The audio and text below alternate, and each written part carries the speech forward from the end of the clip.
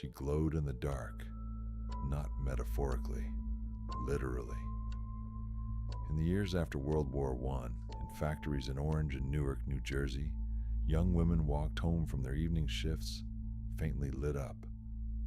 Their skin, their hair, the fabric of their dresses, all giving off a soft, ghostly light.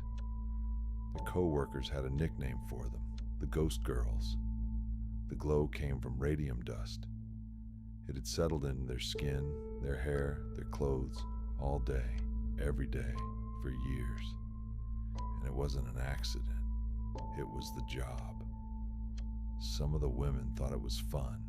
They'd paint radium onto their nails before a night out, onto their teeth, so they'd flash a glowing smile in the dark.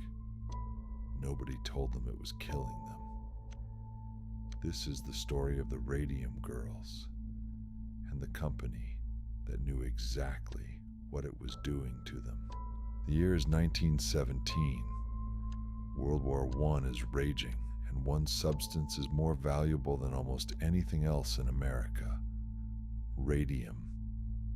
Radium had been discovered decades earlier by Marie and Pierre Curie, and by the 1910s it had become something close to a miracle element in the public imagination. It was marketed in tonics, in cosmetics, in toothpaste, sold as something that didn't just glow, but healed.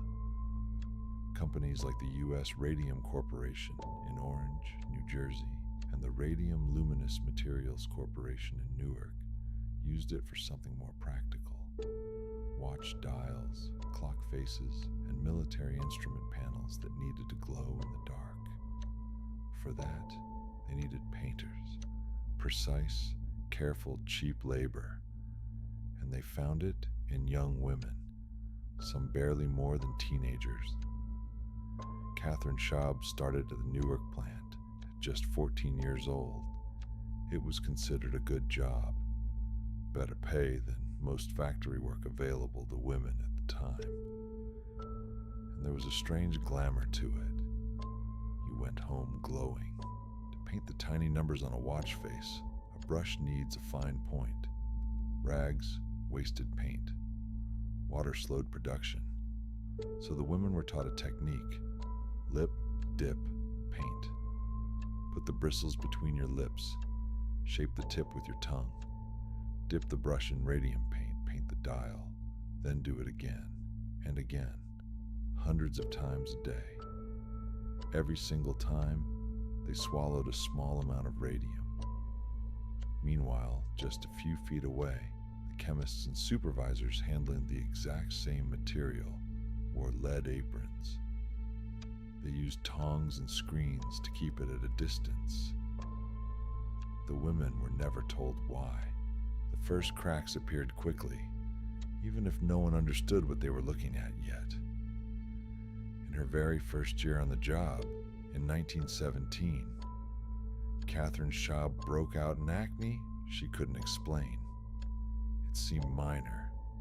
Nobody connected it to anything. By 1923, her teeth had begun to deteriorate. That same year, the first dial painter died, her jaw disintegrating before the end came. Over the next 2 years, it kept happening. By 1924 and 1925, roughly 50 women at the plants were sick. About a dozen were already dead. Grace Fryer, who had left the company back in 1920, started losing teeth around 1922. Her jaw ached. Her eyesight began to fail.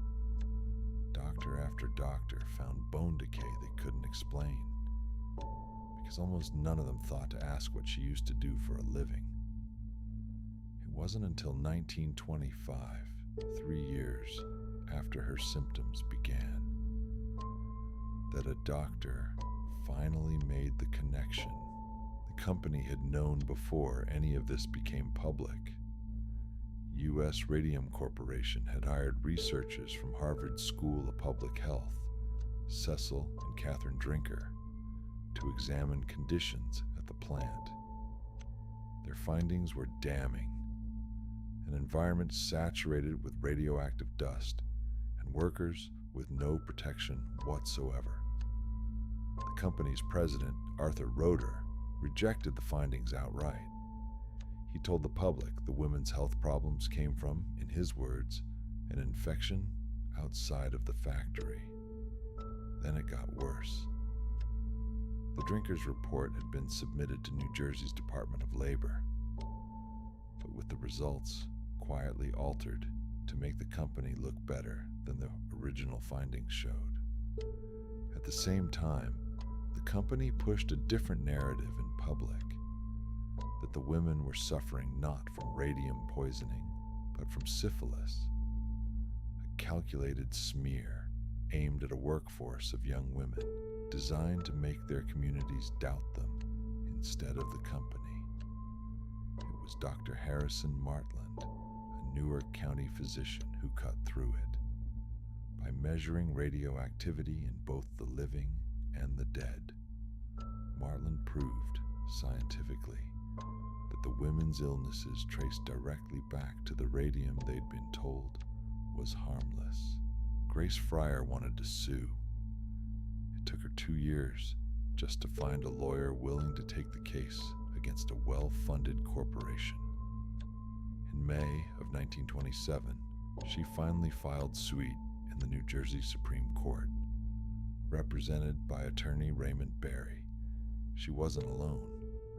4 more women joined her: Edna Hussman, Catherine Schaub, Quinta MacDonald, and Albina Larice. The press gave the case a grim nickname: the case of the 5 women doomed to die. By their first court appearance, in January of 1928, the disease had progressed so far that 2 of the 5 women were bedridden. None of them could raise their arms high enough to take the oath. One of the attorneys involved put their situation into words.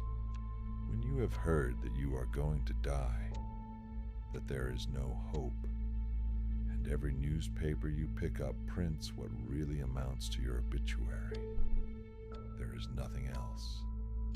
Then, in November of 1928, Dr. Sabin von Sochocki, the very chemist who had invented the glow-in-the-dark radium paint the women had been using, died of radium poisoning himself. He was the 16th confirmed victim. His death from the same substance at the center of the case landed just before the trial reached its conclusion. That autumn, before the case ever reached a jury, U.S. Radium settled.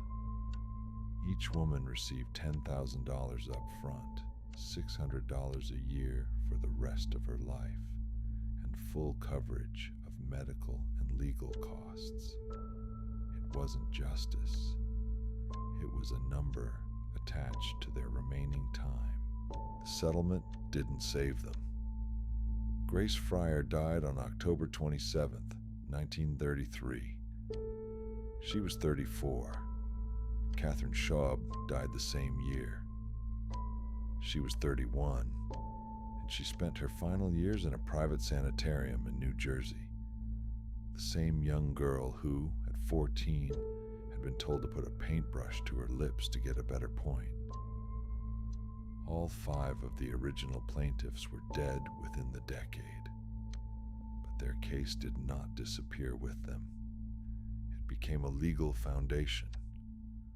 For the first time, it established that individual workers had the right to sue a corporation for injuries caused on the job, not just in theory, but as a matter of settled law.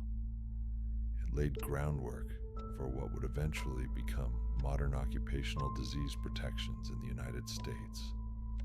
Radium dial paint wasn't banned overnight. Some factories kept using it for decades. But the walls the Radium Girls case put up around corporate silence, those held. They didn't get their lives back, but because 5 dying women refused to let their case be quietly buried, the next generation of workers got something they never had. Warning, written in their names, that someone would actually have to answer for.